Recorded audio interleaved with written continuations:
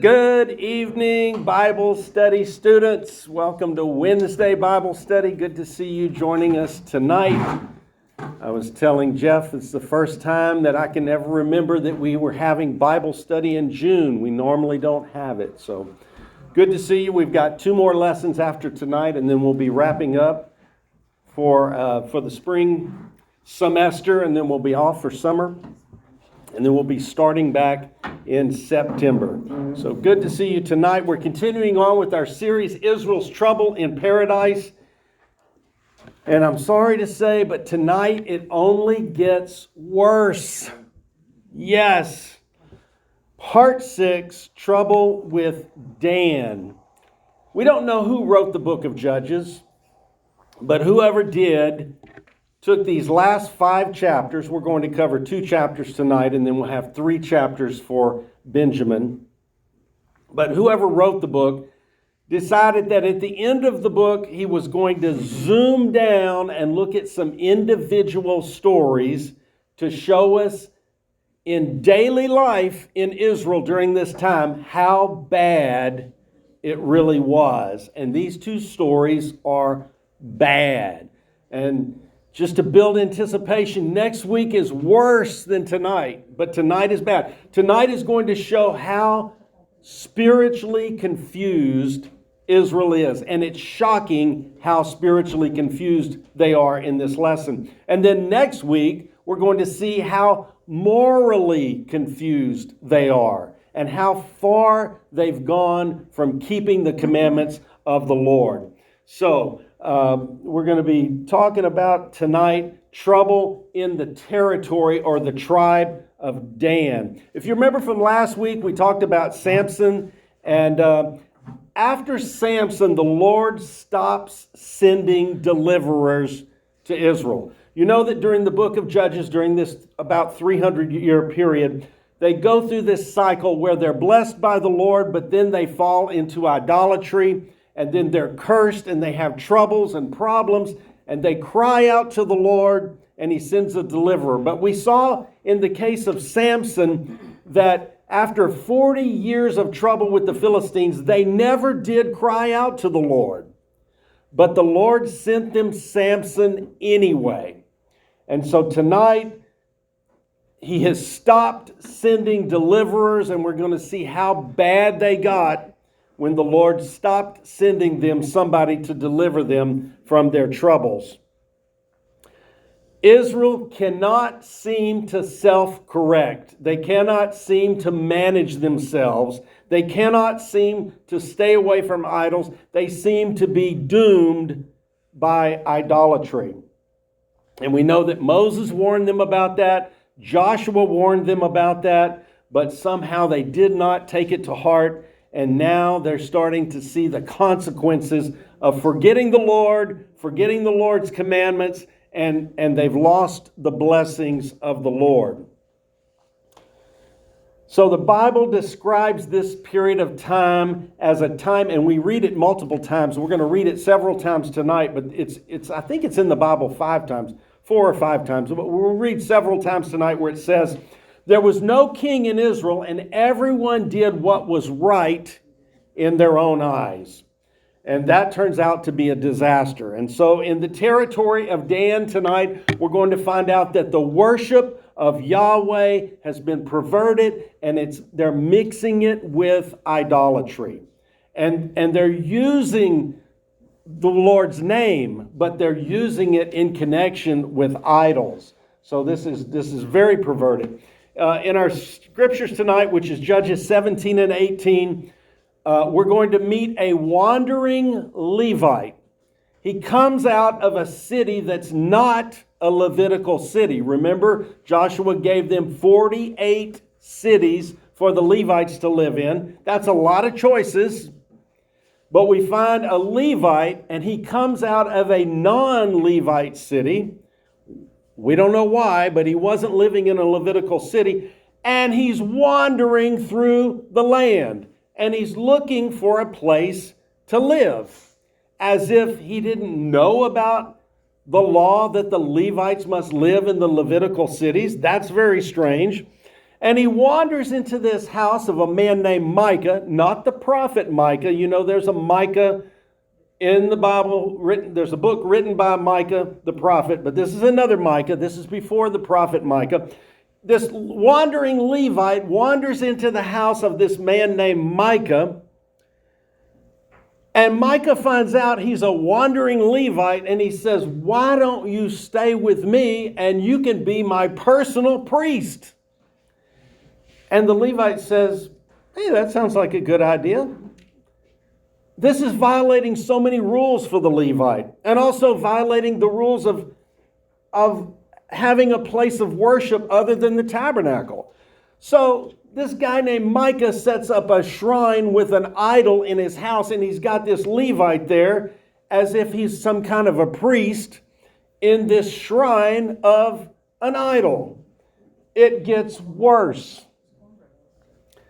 Some Danites decide that they don't want to live in the territory that Joshua gave them because it's so hard to kick the Canaanites out. But the reason it's hard to kick the Canaanites out is because the Lord's not with them.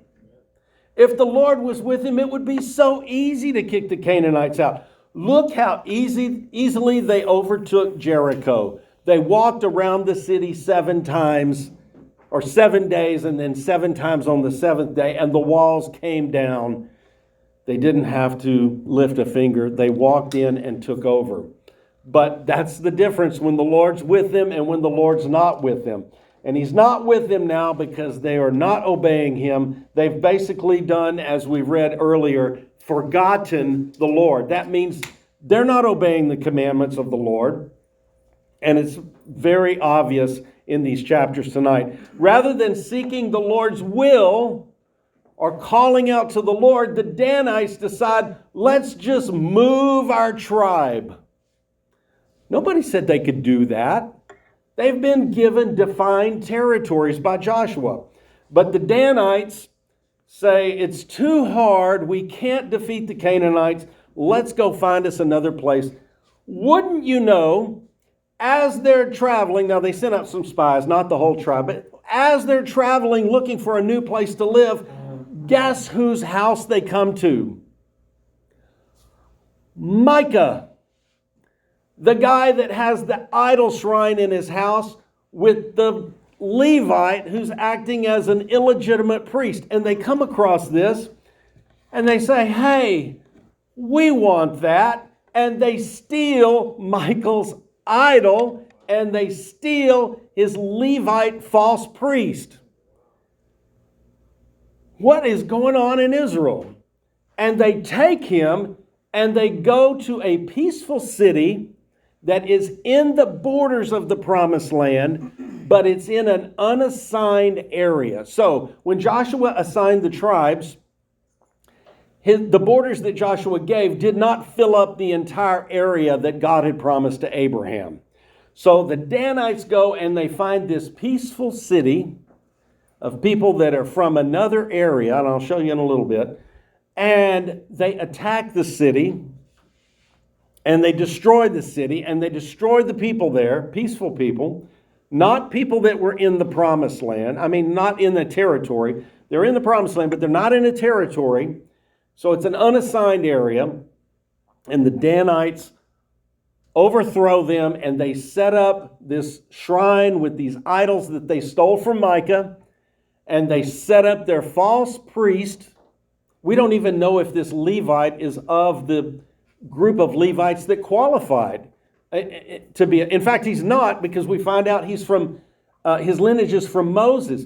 Moses' children were not priests. They were Levites. Only Aaron's children were priests. And so this guy is an illegitimate priest. He's a Levite, yes, but he's not qualified to be a priest because he didn't come from Aaron. And so the whole thing is just crazy. And then at the end of the story tonight, we're going to read that this shrine that Dan set up in an unauthorized territory with an illegitimate priest, Levite, lasts throughout all the monarchy of Israel. As long as they have kings, this shrine of Dan is going to continue to exist, even when David is their king. So that's hundreds of years into the future that this is going to be allowed to exist. So we don't really have a good explanation or reason why nobody stopped it, but that's what it says tonight. So anyway, that's our depressing story for tonight. Let's take a look and see. But before we do that, look at this. I've got something exciting for you. I'm always trying to give you something exciting. Look at this. I took some of the words out. Ha, ha, ha, ha, ha.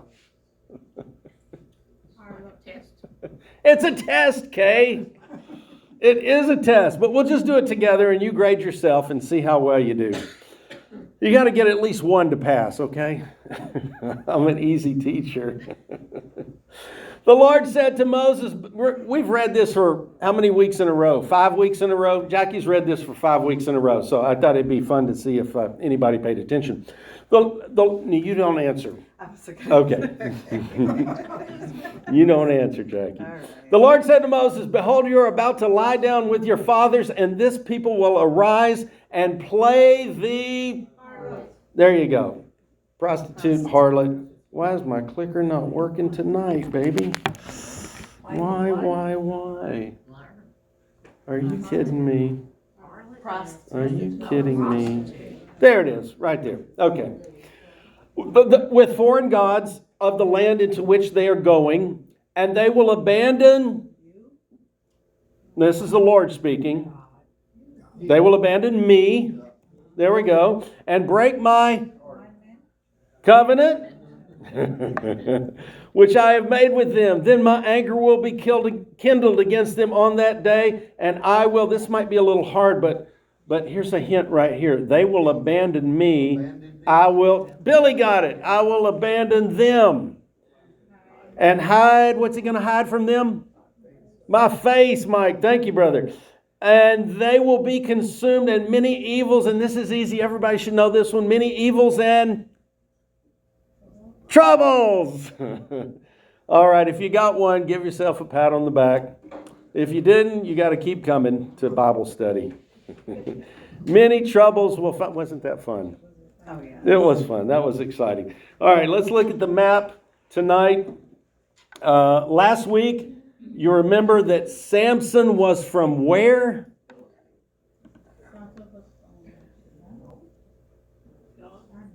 Which tribe was Samson from? People are we allowed to? Am I allowed to answer? No, Jackie. Okay. Jackie, you have to be quiet. You're the reader. You're supposed to know all the answers. Dan. Thank you, Larry. He's from Dan, right? He's from Dan. Remember, he's right here. I heard you say Dan back there, but you were kind of shy. You were covering your mouth.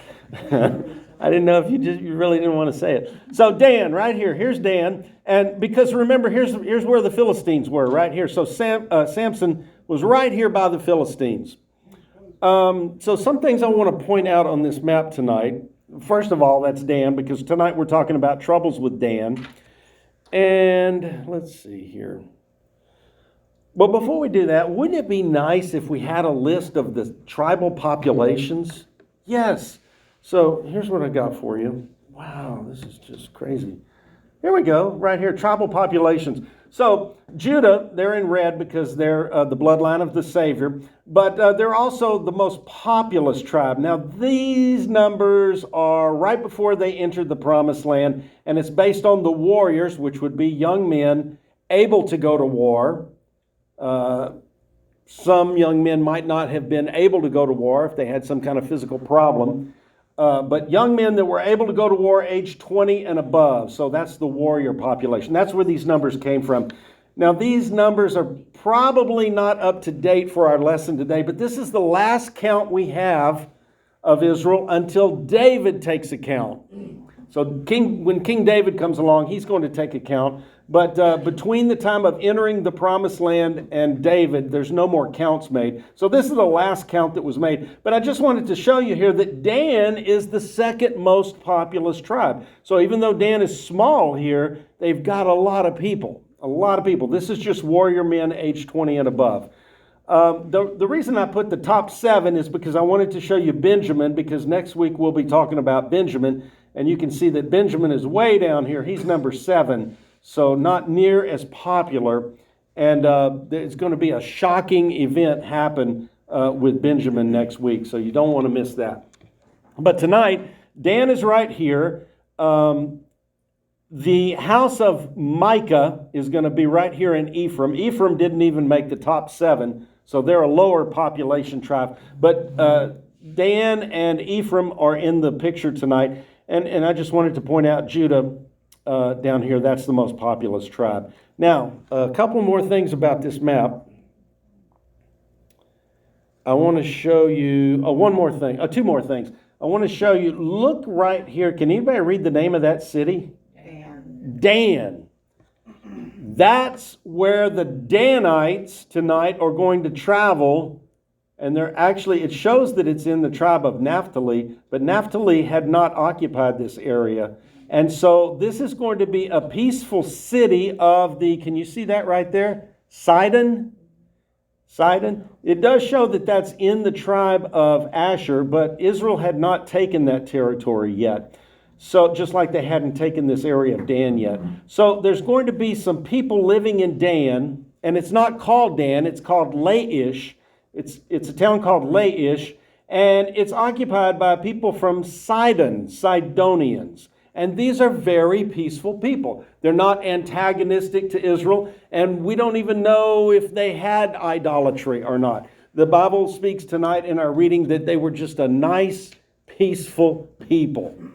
And I went back and checked, and when the Lord gave, I think it was Joshua, when the Lord gave Joshua instructions for going in to take the promised land, he said, if you have to attack anyone outside of the promised land, but they're peaceful, you should first offer to make peace with them.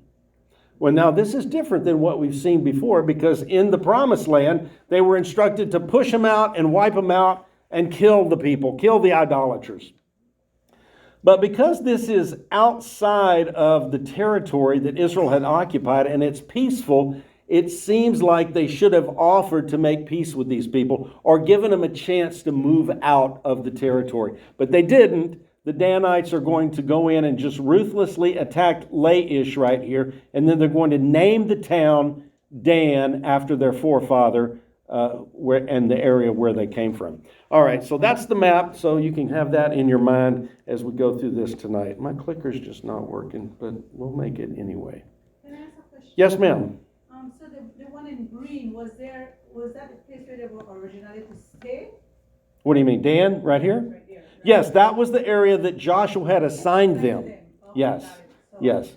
And I'm unclear if the entire population, I mean, if they had this many warriors, they probably had 100,000 people. I'm unclear if the entire population moved up there, okay? But I do know that they went up there and they wiped out the city and then rebuilt it and named it Dan. And that was unauthorized. They just did this because people were doing what was right in their own eyes. Okay. And Manasseh is so big that has so few people. Oh, Manasseh. Yes. But Manasseh got the birthright blessing. So they got like a double portion of land. But yes, they didn't have a lot of people, but they did get, and consequently, they couldn't control their land because it was so big and they didn't have enough people to control it all. So it really kind of turned out to be not a blessing for them because they couldn't control all their land. All right, so I thought we would do a little law look back. I know, Jackie's looking at the clock, but we're going to make it, babe. A little law look back. I'm going to go through this quickly. I just want to remind you of some of the rules and the laws and the commandments that the Lord has given Israel, because we're going to see them break every one of these tonight. They're going to break all of these. So let me just go through them quickly. This is Exodus 20, and you know that in Exodus 20 we find the 10. The 10 are in 20, 10 commandments, right? Commandment number 1, you shall not make for yourselves a carved image. Commandment number 2, you shall have no other gods before me. You shall not make for yourself an idol or any likeness of what is in heaven above or on the earth beneath or in the water under the earth. You shall not worship them nor serve them. For I, the Lord Yahweh, your God, am a jealous God. Commandment number 8, you shall not steal. Commandment number 10, you shall not covet your neighbor's house. You shall not covet your neighbor's wife, or his male servant, or his female servant, or his ox, or his donkey, or anything that belongs to his neighbor. Now, if you like what he has, you can go get your own. But you just can't have his just because you want it. And then in Numbers 3:10, Moses said that only Aaron's descendants could serve as priests. A little more law look back. In Numbers 18, the Levites were supposed to assist the priest, but not act as independently hired spiritual consultants. And we're going to see the Levite do that tonight.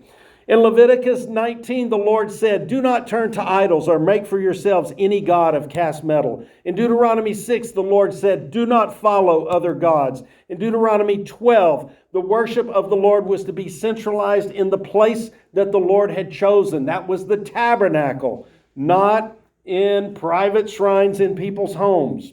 In Deuteronomy 20, Israel was to offer peace before attacking cities that are outside the tribal allocations, not attack peaceful neighbors unjustly, and that's exactly what they're going to do. So there's the 10 rules that they're going to break tonight, and here's what they're going to do. I'm going to go through this quickly too, Jackie, don't worry.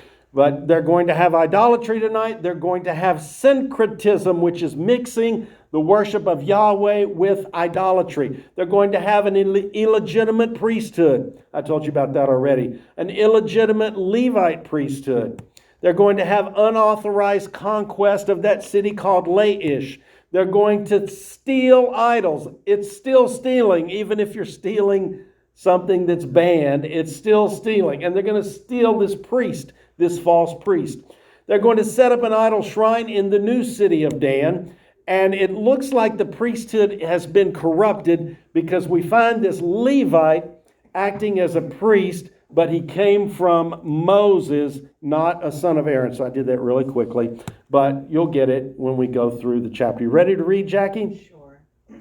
Now, I didn't even tell you about this, but the story begins with this guy named Micah. He comes out of nowhere. We don't know who he is, but it starts with, he stole some of his mother's money, like a lot, like her retirement money. And she was looking for that money, and she breathed out a curse, like, I curse whoever stole my money. And her son had stolen it. We're looking at how bad Israel was. And so he's going to hear his mother make a curse, and he's afraid of the curse, so he's going to give the money back. But why wasn't he afraid of the Lord? Where was the fear of the Lord? It seems like he gave the money back because he didn't want his mother's curse to come true. But what about obeying the Lord? Okay, so that's how it starts tonight. Now there was a man of the hill country of Ephraim, whose name was Micah, and he said to his mother, the 1,100 pieces of silver that were taken from you, about which you uttered a curse, and also spoke it in my hearing, behold, the silver is with me. I took it. So you got to commend the boy or man for confessing and returning it back. But look what she says. And his mother said, blessed be my son by the Lord. She's blessing him in the name of the Lord. Okay? Where's the teachable moment here? Where's the parents instruct your children? She's blessing him. I guess she's blessing him for returning the money, but what about you shouldn't have done that? What about punishment? Thank you, Kay. It gets worse. He then returned the 1,100 pieces of silver to his mother, and his mother said, I wholly consecrate the silver from my hand to the Lord, for my son to make a carved image and a cast metal image, so now I will return them to you. What? This is how far Israel has come. They've forgotten the Lord. It's been several hundred years. They've not had a central leader. They're living as 12 independent tribes, and this is what they have devolved to. She says, I'm so happy that I have this money. now back. I'm going to give it to you, my son. I want you to make a carved image and a cast metal image. The carved image would have been out of wood, most probably. And the cast metal image, of course, would have been some type of metal. And so now she's going to give him the money back. And but she says, I'm going to wholly consecrate it to the Lord. Well, you can't consecrate idols to the Lord. He won't accept that, okay? He's so far out there. Where did this thinking come from? It's just so bizarre, right? You would never imagine that this is God's holy, chosen, covenant people. All right, so she wants him to make 2 idols, so what's going to happen? So when he returned the silver to his mother took 200 pieces of silver and gave them to the silversmith, who made them into a carved image and a cast metal image. And they were in the house of Micah. Now, she said she dedicated the entire amount to the Lord, right? But now she kept part of it. So maybe she was just a little too excited when she made that vow, and knows she's going back on the vow. But she did give 200 pieces to make a carved image and a cast metal image. And they were in Micah, her son's house. And the man Micah had a shrine, and he made an ephod and household idols, and consecrated one of his sons, so that he may become his priest. This is just so wild and bizarre. He makes a shrine in his house with these idols from the money that was dedicated to the Lord, and he picks one of his sons and say, you're now the priest here. He's setting up his own little religious system here, but it's to worship the Lord, they say. And he makes his son a priest. Now, you can't do that. The only priests that the Lord accepts come from Aaron, okay? From tribe of Levi. And? In those days, there was no king in Israel. Everyone did what was right in his own eyes. All right, we've seen this phrase before. We'll see it again. But here the author of the book is explaining this is why this is so perverted and so mixed up and so confused. And none of this goes in line with the law of Moses that Moses gave. It's all convoluted. Now look at this. Here comes the wandering Levite. Now there was a young man from Bethlehem in Judah, of the family of Judah, who was a Levite, and he was staying there. Okay, so this is a little confusing in this version, but your version of the Bible might be a little more understanding. But he's from Bethlehem in Judah, but he's not of the family of Judah. He's just saying that Bethlehem is of the family of Judah. Not the man, but the town Bethlehem is of the family of Judah. So this young man is a Levite, but Bethlehem is not a Levite city. Why is a Levite living in a non-Levite city? There's no exceptions made in the law for Levites to live in any place but one of the 48 Levitical cities. He's got 48 choices, but here he's living in a non-Levite city. Okay, and he was staying there, and? Then the man left the city, Bethlehem in Judah, to stay where he would find a place, and as he made his journey, he came to the hill country of Ephraim, to the house of Micah. So he wandered into Ephraim, out of Judah. He came out of Judah. He wandered into Ephraim, which, remember from the map, is right above Judah. And he finds this guy named Micah that's got the shrine in his house. Micah said to him, "Where do you come from?" And he said to him, "I am a Levite from Bethlehem in Judah, and I am going to stay wherever I may find a place." Huh. He's going to make up his own rules. He didn't say, I'm going to stay where the Lord told us. The Lord told the Levites to stay in one of those 48 cities. I'm going to stay wherever I can find a place. I'm open to suggestions, he says. Well, Micah likes that. And what's he going to say? Micah then said to him, "Stay with me and be a father and a priest to me, and I will give you 10 pieces of silver a year of supply of clothing and your sustenance." All right, so Micah's working out a deal with this guy. Hey, you can stay with me. This we find this phrase again later in the story tonight. A father and a priest. It just means a counselor, somebody to give advice. He says, Micah is older than this Levite. But he says, I want you to be a father, means a counselor. Be a counselor to me. and a priest to me, and I'll give you pay, I'll give you clothing, I'll give you food, you can stay here and live with me. What do you think the wandering Levite's going to say? So the Levite went in. The Levite agreed to live with the man, and the young man became to him like one of his sons. This is why I say he was younger than Micah. He's like one of his sons. So Micah consecrated the Levite, and the young man became his priest and lived in the house of Micah. All right, this is just getting weirder and weirder. Then Micah said, "Now I know that the Lord will prosper me because I have a Levite as a priest." They're so confused. He's using the Lord's name, Yahweh. I know that Yahweh will prosper me because I've got a Levite in my house, but he's not the kind of Levite that's qualified to be a priest. And none of them could be priests in people's houses, only in the tabernacle. And nobody's supposed to have idols. Okay. Now we're in chapter 18, and here come the Danites. And they're going to find this guy, but they're on a mission. They're trying to find a place to live because apparently they're still camping in tents. In those days, there was no king of Israel. Just to remind you. And in those days, the tribe of the Danites was seeking an inheritance for themselves to live in. For until that day, an inheritance had not been allotted to them as a possession among the tribes of Israel. This is also confusing wording in this New American Standard Bible that I'm reading out of. Your translation might be a little more clear.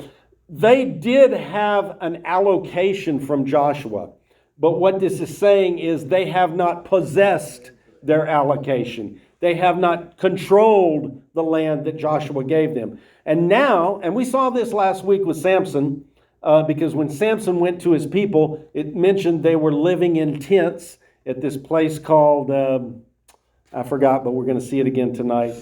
You remember what it was, Jackie? Something Dan. Mahanadan. I think it was Mahanadan. We'll see it later tonight.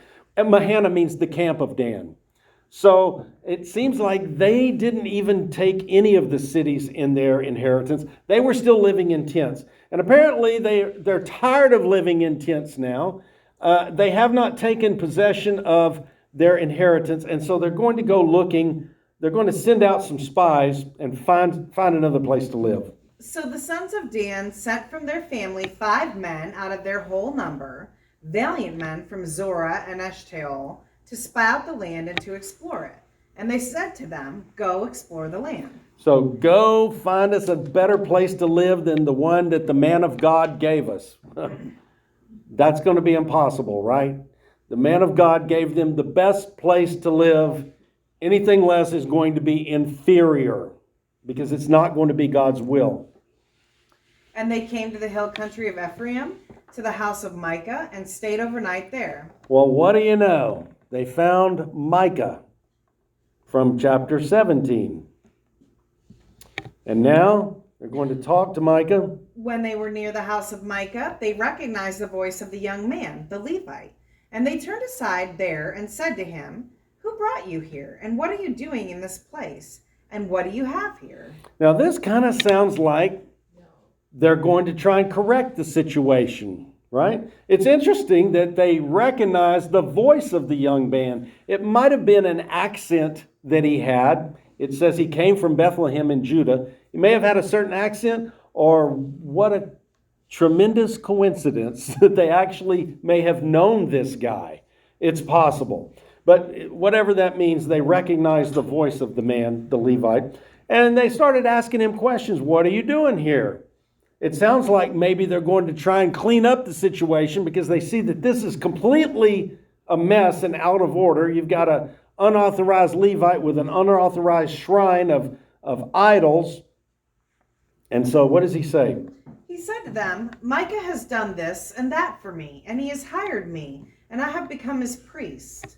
Then they said to him, "Inquire of God, please, that we may know whether our way on which we are going will be successful." They didn't correct it. They jumped on the bandwagon. They said, "Oh, you're a man of God. Give us a good fortune. Tell us what our fortune's going to be. Tell us what's going to happen. Are we going to be successful and find a new territory for the Danites?"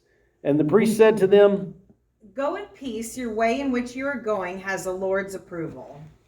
He's using the name of the Lord right here. He said it's got Yahweh's approval. Where did he come out? You think Yahweh spoke to him? You think the Lord gave him that message? Or is he just making this up? I think he's just making it up. Because he's a false priest for some idols in some guy's house. How in the world could the Lord be using that? It sounds so terrible. It's so messed up. But he says, he acts like he's speaking for the Lord. He says, yeah, you're going to have good success. Speed on, brother. Or something like that. And now the Danites are going to come to this peaceful city, and here's what they're going to do. So the 5 men departed and came to Laish, and saw the people who were in it living in security, in the way of the Sidonians, quiet and unsuspecting. For there was no oppressive ruler humiliating them for anything in the land, and they were far from the Sidonians and had no dealings with anyone. Okay, so this is kind of like an outpost. The people are from Sidon, but we saw on the map earlier that Sidon was on the coast, and this is well inland around the area of the Sea of Galilee. And so they're cut off. They're out there by themselves, but they're peaceful. Look at this. They're quiet. They're unsuspecting. They're innocent. They're having a good life. But they don't have dealings with anybody. They don't have any backup. They don't have anybody to help them if they get in trouble. And the Danites, these 6 Danite spies, find this city. It looks good to them. And the people look innocent and so easy to take advantage of. When they came back to their brothers at Zorah and Eshtaol, their brothers said to them, "What do you say?" So the 6 spies go back down to Dan, and they said, "What did you find on your trip looking for better land?" And they say, And they said, "Arise, and let's go up against them, for we have seen the land, and behold, it is very good. And will you sit still? Do not hesitate to go, to enter, to take possession of the land. When you enter, you will come to an unsuspecting people with a spacious land. For God has handed it over to you, a place where there is no lack of anything that is on the earth." sounds great, doesn't it? It sounds just like the description of the promised land. But they're in the promised land, but it's not working out because they're not obeying the Lord, and he stopped helping them. So now they're going to try to do it on their own. And surprisingly, this is going to work. Does that mean the Lord's with them and the Lord's blessing them? No. Sometimes bad things work out. Sometimes you make a bad decision and you're still successful in it. The Lord doesn't stop us from making bad decisions. And sometimes we make bad decisions and it works out okay, but that doesn't mean we're doing what the Lord told us to do. It doesn't mean just because we have success that the Lord is blessing us. Because they're going to go up and destroy that city and take it over, but the Lord is certainly not in this. They're going against the Lord. There's so much rebellion in here against what the Lord has told them. So the 6 spies say, hey, the land is good. Doesn't this just look like Joshua and Caleb when they came back, when the 12 spies spied out the promised land, and Joshua and Caleb says, arise, let's go. We've seen the land. It's very good. Don't hesitate. Let's get in there and take possession of the land. The Lord's with us.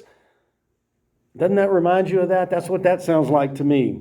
It's a great land. It's a spacious land. God has handed it over to you. All of that's true regarding the promised land, but they're already in the promised land and they can't take possession of it because the Canaanites won't leave and they don't have the power to overcome the Canaanites.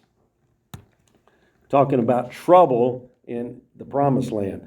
Now, they're going to send out 600 men to the city of Laish. Then from the family of the Danites, from Zorah and from Eshtaol, 600 men armed with weapons of war set out. They went up and camped at Kiriath Jearim in Judah. Therefore they called that place Mahana Dan to this day. There's that word we were talking about earlier. That means the camp of Dan. Behold, it is west of Kiriath Jearim.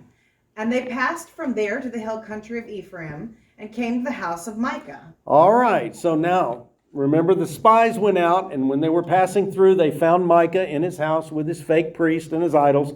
Now, here comes the 600 Danites on the way to take over the city of Laish, way up there in the north. And they too are passing by, and they come to the house of Micah.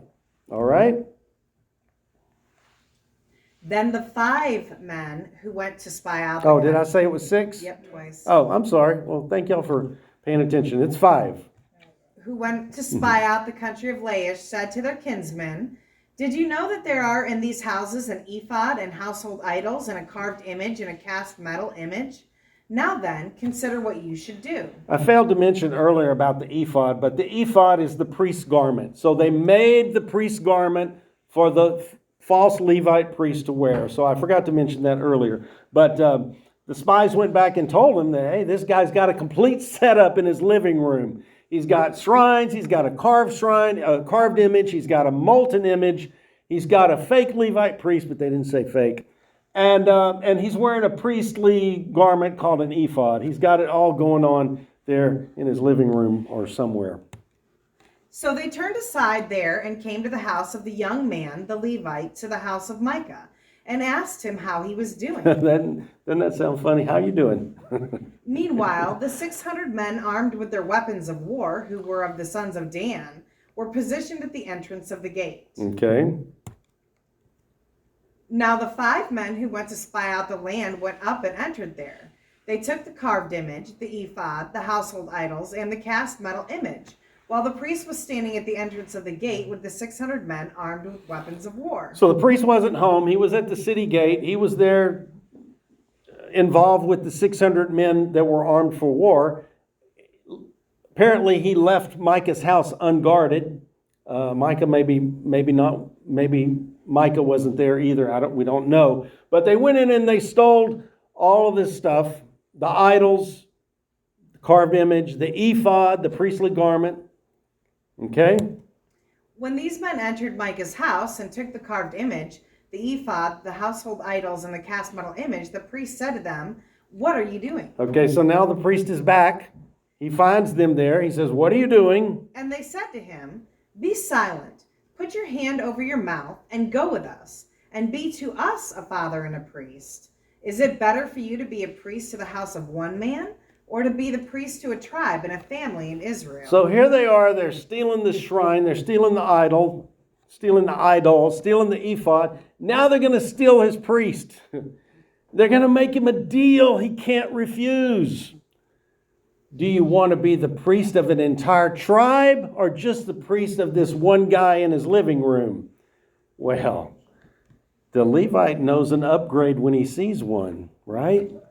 He's going to upgrade to a false priest of a tribe instead of a false priest for just one guy's home. All right? So, The priest's heart was glad. oh, he got all excited. He's going to get a raise probably. And he took the ephod, the household idols, and the carved image, and went among the people. Then they turned and left and put the children, the livestock, and the valuables in front of them. Okay, because they figure they might be somebody coming up from the rear just in case. So we got the army at the rear and the vulnerable things up at the front, okay? When they had distanced themselves from Micah's house, the men who were in the houses near Micah's house assembled by command and overtook the sons of Dan. So that's Micah's neighbors. Micah's neighbors found out what had happened and they said, hey, let's go get those guys. Let's go get your Levite and bring him back and get the ephod and get the idols back. Then they called out to the sons of Dan, who turned around and said to Micah, "What is the matter with you that you have assembled together?" So they saw Micah and his neighbors coming up from the rear and they said, what do you want? What are you doing? Why are you coming after us? And he said, "You have taken my gods, which I made, and the priest, and have gone away.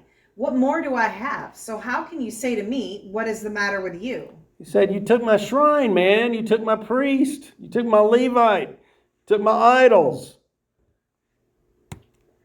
Then the sons of Dan said to him, "Do not let your voice be heard among us, or else fierce men will attack you, and you will lose your life and the lives of your household." In other words, if you don't shut up, we're going to kill you. That's what that says. If you don't shut up, if we hear you talking again, we're going to send some people back there, and you're going to lose your life and in your entire household.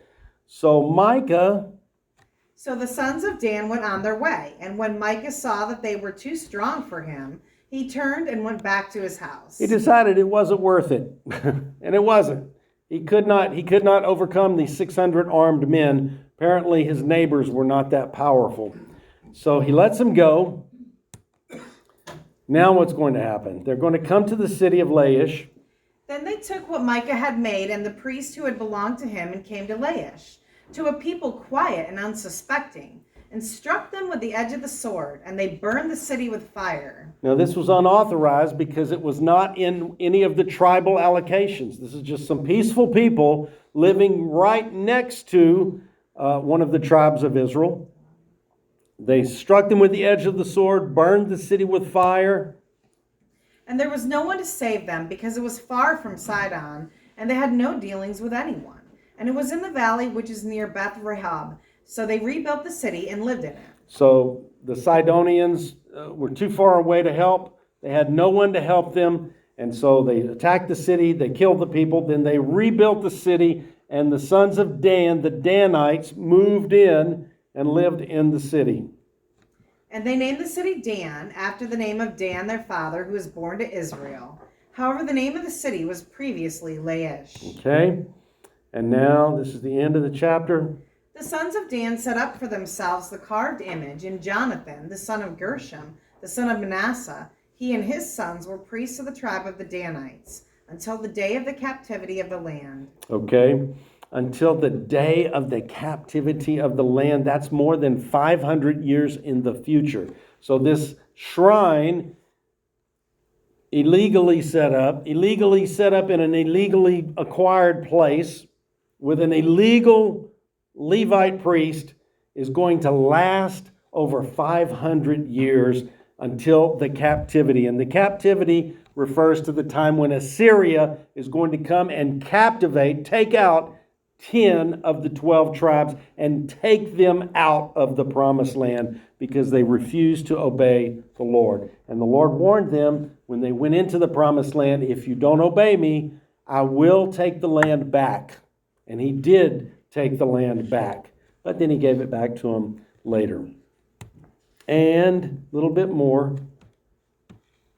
So they set up for themselves Micah's carved image, which he had made, all the time that the house of God was in Shiloh. Okay, the house of God here refers to the tabernacle where the Ark of the Covenant was and where the legitimate high priest was and the legitimate Levites worked there. Wow, what a weird story, huh? And people are just doing things that are so bizarre, but they're mixing in the worship of the Lord. But they're doing it in such a way that nothing is right here. Nobody did anything right here. Everybody in the story is breaking the laws, disobeying the Lord. Nobody did anything right. Wow. And if you think that's bad, come back next week. It's going to be worse. It's almost going to be sickening. It's really that bad. All right, that's my tease for next week. Here's your Bible study to go. Ignorance of the Lord's words. That's really part of the problem. They didn't know what the rules were. How are they going to live by the laws of the Lord if they don't know what they are? Exactly. How are we going to know what the Lord expects of us if we don't get in the Bible and find out? It's the only place we're going to find it. Ignorance of the Lord's words led Israel to do what was right in their own eyes, but it wasn't right in the eyes of the Lord. When Israel lived in lawlessness, meaning they were breaking the laws of the Lord, their worship of the Lord was chaotic and perverted, and I don't think the Lord accepted it. What does this tell us? Religious people can also be idolaters at the same time. We've got to guard our hearts and make sure that in our religiousness, we don't have any idols, because you can have both at the same time. Not all success is a blessing from the Lord. The Danites had success in conquering the city of Laish. It looked like it was a great deal for them, but the Lord was not in it. The Lord was not blessing them, even though they had success. So God bless you tonight. Thanks for joining us for Wednesday Bible Study. Next week, Trouble with Benjamin. Yes, yes, yes.